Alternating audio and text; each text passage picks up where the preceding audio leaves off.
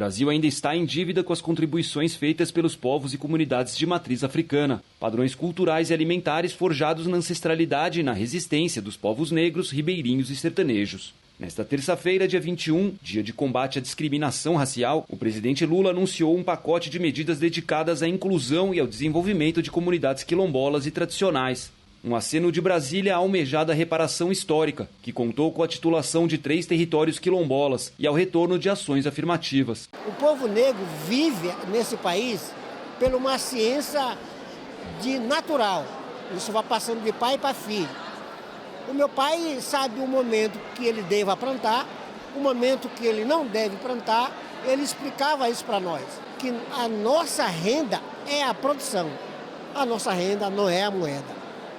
Então nós produzimos para nós alimentar, nós só vendemos o excedente. Os nossos saberes, os nossos conhecimentos dentro da questão, principalmente de ervas e todas essas práticas que são, na verdade, a grande porta de entrada da grande maioria dessa população brasileira, que às vezes não tem acesso na atenção primária, que é o mais difícil lá no município, e ele vai para dentro dessas unidades territoriais.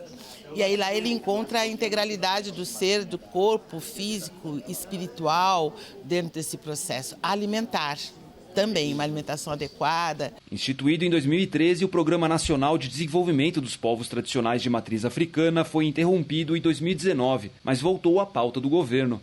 Um dos caminhos seria a criação de um marco legal para os territórios já existentes, materializado no projeto de lei Macota Valdina, de autoria da deputada Érica Cocai, do PT do Distrito Federal. Outro projeto, do senador petista Jacques Wagner, estabelece que o Programa Nacional de Alimentação Escolar passe a comprar uma cota mínima de produtos advindos de comunidades indígenas, quilombolas e tradicionais. Iniciativas que contam com o apoio da Embrapa, a empresa brasileira de pesquisas agropecuárias, para agregar conhecimentos técnicos e de logística. A Embrapa, por ter uma rede formada por várias unidades no país, ela pode, vamos dizer assim, em diferentes ambientes, se conectar a essa estratégia comum de provimento de alimentos de alto valor biológico, alimentos que tenham ativos do ponto de vista ambiental, do ponto de vista social, do ponto de vista político, importantes para o desenvolvimento do Brasil enquanto nação, sobretudo no momento de crise planetária e de mudanças climáticas extremas. Nesta quarta, dia 22, o encontro ajudou a aproximar os povos de matriz africana das comunidades tradicionais de fundo e fecho de pasto. Oportunidade para falar das práticas seculares das populações do Vale do São Francisco, no Nordeste.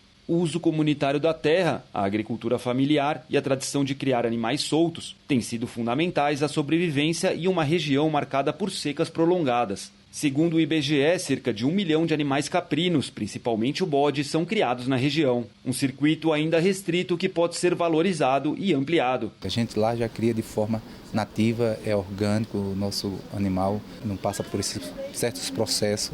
O alimento que consome é da caatinga. Então a gente produz lá e o consumo fica mais próximo ali da nossa região.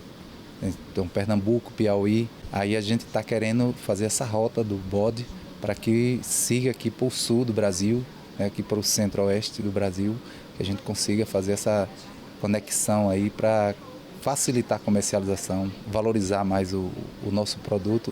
Os alimentos produzidos pelas comunidades tradicionais ainda fica muito restrito ao consumo local. Para além da venda do excedente de produção, que ajuda a garantir a sobrevivência em períodos de estiagem, seria possível abastecer os centros urbanos, gerando renda, reduzindo custos e qualificando a comida que chega à mesa de quem mais precisa. 70% da população negra, que é a mais atingida pela fome, está no meio urbano. E as nossas unidades territoriais também estão urbanizadas. Não vamos esquecer que em 1850 a lei dizia que descendentes de quem era escravizado não podia ser dono da terra. Nós estamos lutando para o agro também entender que nós somos grandes consumidores. Então existe nesse universo um conhecimento que é um conhecimento de uma cosmovisão, que é um conhecimento de práticas multisseculares, às vezes milenares, e que se mantiveram e se reproduziram ao longo de todas essas transformações que a gente viu no curso da humanidade.